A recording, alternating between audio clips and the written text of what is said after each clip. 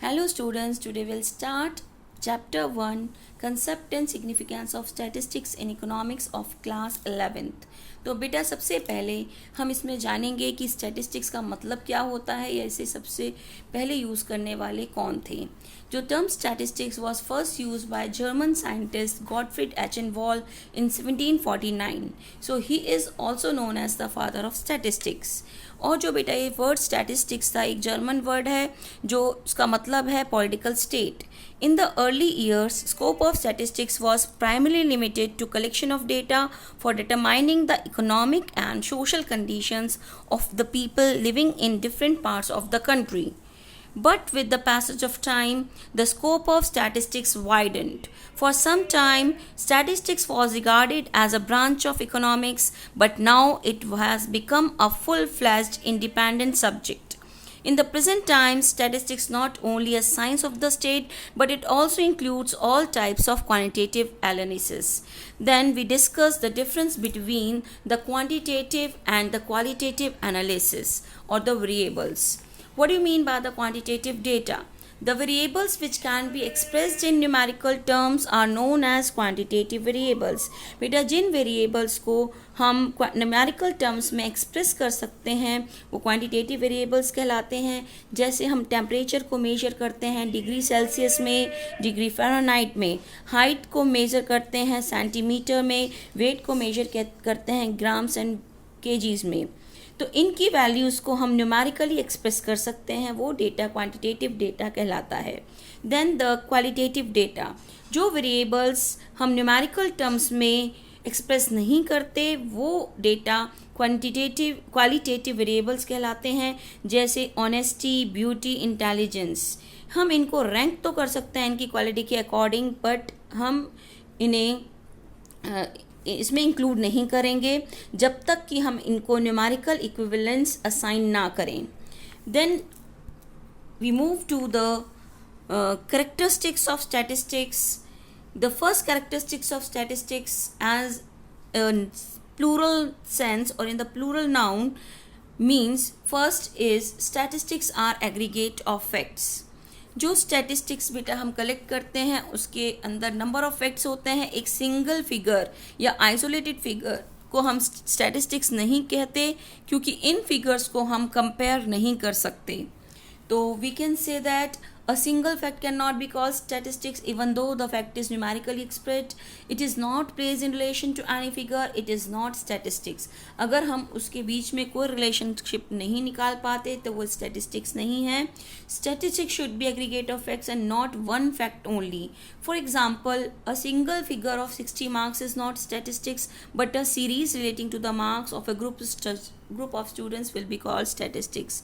अगर हम ये कहें कि एक बच्चे की उम्र 30 साल है तो हम उसे स्टैटिस्टिक्स नहीं मानेंगे, बट अगर हम कुछ एवरेज मार्क्स निकालते हैं पूरी क्लास के तो वो स्टैटिस्टिक्स होगी क्योंकि हम उसमें कुछ भी हम एग्रीगेट ऑफ फैक्ट्स को शो कर रहे हैं, केवल एक फैक्ट को शो नहीं कर रहे। Then our second point is numerically expressed. Statistics are expressed in terms of numbers. Statistics को हम numbers में ही की terms में ही express करते हैं। Qualitative aspect जैसे small, big, rich, poor को हम statistics नहीं कहते। For example Parul is taller than Purva will not be called statistics. अब आप कहेंगे यहाँ तो हम कंपैरिजन कर रहे हैं तो ये स्टैटिस्टिक्स क्यों नहीं है बेटा? Because this is not express in terms of numbers. So however if it states that the height of Parul is 5 feet 6 inches and that of Purva is 5 feet 3 inches, then these will be called statistics। क्योंकि अब हमने इसको एक numerical term assign कर दिया है तो ये एक स्टैटिस्टिक्स बन गई है। नेक्स्ट पॉइंट हमारा है इन्यूमरेटेड और एस्टिमेटेड। सबसे पहले बेटा आपको फ़र्क समझ आना चाहिए कि इन्यूमरेशन और एस्टिमेशन में क्या फ़र्क है। अगर हम किसी भी डेटा की स्टडी खुद करते हैं तो वो इन्यूमरेशन कहलाता है और एक हम जो अंदाज़ा लगाते हैं वो एस्टिमेशन कहलाता है।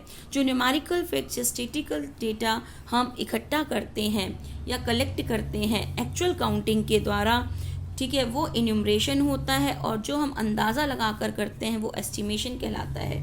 अगर हमारा स्कोप ऑफ इंक्वायरी बहुत लार्ज है तो डेटा को हम एस्टिमेट कर लेते हैं, उस पर अंदाज़ा लगा लेते हैं, बट अगर वही नंबर यूनिट्स हमारे पास बहुत कम है तो हम उनको इजीली काउंट कर सकते हैं, उनका इन्यूमरेशन कर सकते हैं। फॉर एग्जांपल, अगर नंबर ऑफ स्टूडेंट्स एक क्लास में 40 है, then we can use enumeration, but if 40,000 people are watching a cricket match between India and Pakistan, then in this case we use estimation. Then we move to the fourth point, reasonable degree of accuracy. Statistical data are collected to draw conclusions from them.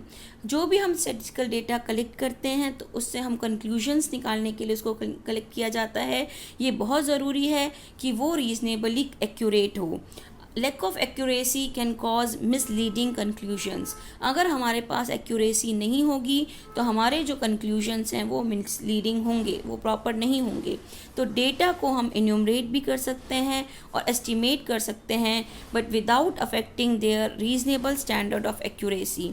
उनकी accuracy को बिना harm पहुँचाए हमें data को enumerate या estimate करना चाहिए।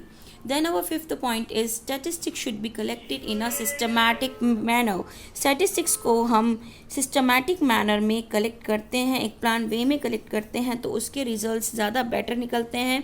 अगर हम उसको हैप्पी मैनर अस्त व्यस्त तरीके से कलेक्ट करेंगे तो हमारे कंक्लूजन्स मिसलीडिंग रहेंगे। Then our sixth point is collected for a predetermined purpose. Before collecting the data, the purpose of their collection should be well defined and specified. Otherwise, it would not serve any purpose. Rather, it would lead to wrong conclusions. इसको हम इस point से example से समझा सकते हैं कि अगर हम स्टैटिस्टिक्स हमें कलेक्ट करनी है इंडस्ट्रियल आउटपुट की, then we must decide the regions, commodities and periods for which they are needed. तो हमें सबसे पहले अपने पर्पस को ध्यान में रखते हुए स्टैटिस्टिक्स इट मीन्स डेटा को कलेक्ट करना चाहिए, जिससे कि हमारा जो पर्पस है वो क्लियर हो सके और हम उस पर जो कंक्लूजन्स निकालें वो हमारे रॉन्ग कंक्लूजन्स ना निकलें। Next point is affected by multiplicity of causes. There are several factors or causes which affect statistics. For example, data relating to number of deaths in a towns are statistics. There are several causes of deaths like accident, disease, hunger, heat, cold, etc. कि इसको affect करने वाले factors multiple होते हैं। अगर हम बात करें एक्सीडेंट्स की या डेथ्स की अपने टाउन में, तो बेटा डेथ हमारे टाउन में बहुत रीज़न से हो सकती हैं। उनका कॉज एक्सीडेंट भी हो सकता है, डिजीज़ भी हो सकती है, हंगर भी हो सकती है, हीट भी हो सकती है, कोल्ड भी हो सकता है। Next point is place in relation to each other. If numerical facts are to be statistics they should be comparable. अगर हम कहते हैं कि न्यूमेरिकल फैक्ट्स स्टैटिस्टिक्स हैं तो ये कंपैरेबल होने चाहिए. Comparisons can be made only if the data are homogeneous. सबसे इम्पॉर्टेंट पॉइंट है कि अगर डेटा होमोजीनियस है, एक जैसा है, तभी कंपैरिजन्स इजीली हम कर सकते हैं. अगर हम एक व्यक्ति की हाइट को दूसरे व्यक्ति के मार्क्स के साथ कंपेयर करें तो ये मीनिंगलेस है. तो इट इज़ इम्पॉर्टेंट दैट जिनके बीच में हमें कंपैरिजन्स करनी है वो डेटा होमोजीनियस होना चाहिए. Okay, thank you.